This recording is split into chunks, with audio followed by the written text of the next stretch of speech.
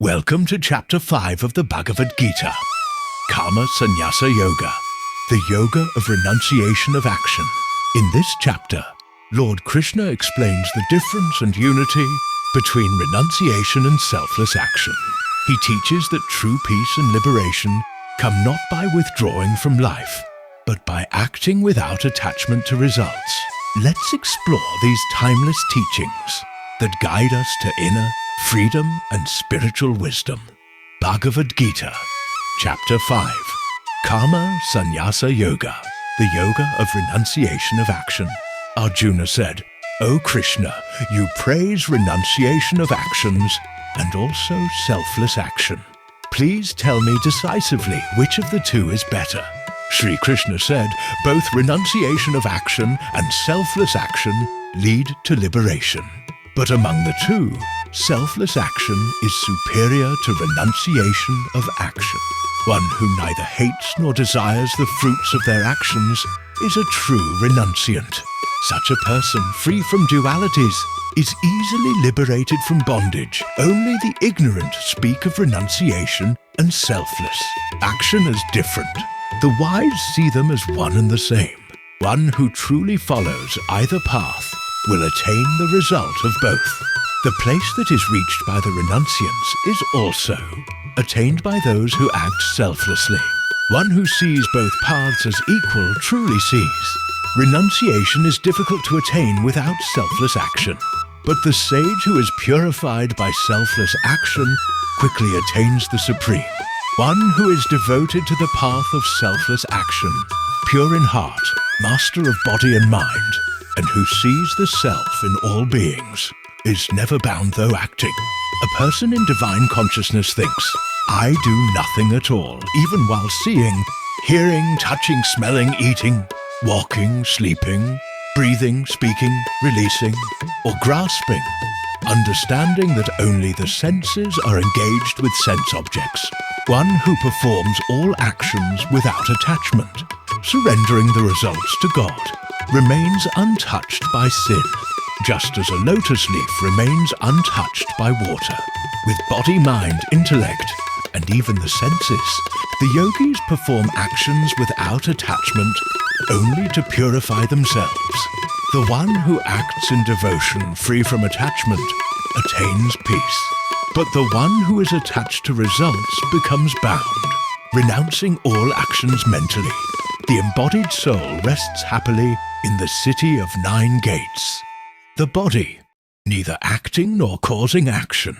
The self does not create actions, agency, or the connection with results.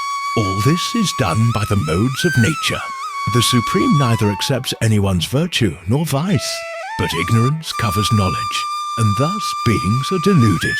But to those whose ignorance is destroyed by knowledge, the knowledge shines like the sun, revealing the Supreme. Those whose minds and intellects are absorbed in Him, who are established in Him, and who are devoted to Him, they are freed from all karmic bondage by knowledge.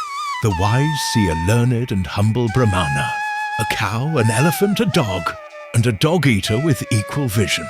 Even in this world, those whose minds are established in equality have conquered the cycle of birth and death.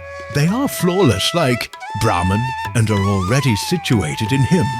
One who neither rejoices upon getting the pleasant nor laments upon getting the unpleasant, who is steady and undeluded, that sage is truly wise and established in Brahman. One who is unattached to external pleasures and finds joy within, in the self. Such a person is united with Brahman and enjoys eternal bliss. The pleasures that arise from contact with the senses are sources of suffering. They have a beginning and an end, O Arjuna. The wise do not delight in them. One who can resist the force of desire and anger before giving up. The body is a yogi and is happy in this world. One whose happiness is within, whose delight is within, and whose light is within. Such a person is a true yogi and attains liberation. Great souls who are free from desire and anger, who are self-controlled and have realized the self, attain perfect peace. Those who are free from desire and anger, who have controlled the mind, and who have realized the self, attain the bliss of Brahman, shutting out all external contacts, fixing the gaze between the eyebrows, regulating the incoming and outgoing breath, controlling mind, senses, and intellect, and being free from desire, fear, and anger. The sage who practices such discipline is truly liberated, knowing me as the ultimate enjoyer of all sacrifices and austerities, the Supreme Lord of all worlds, and friend of all living beings. Such a person attains lasting peace. You've just completed chapter 5 of the Bhagavad Gita. A powerful teaching on balancing action with detachment.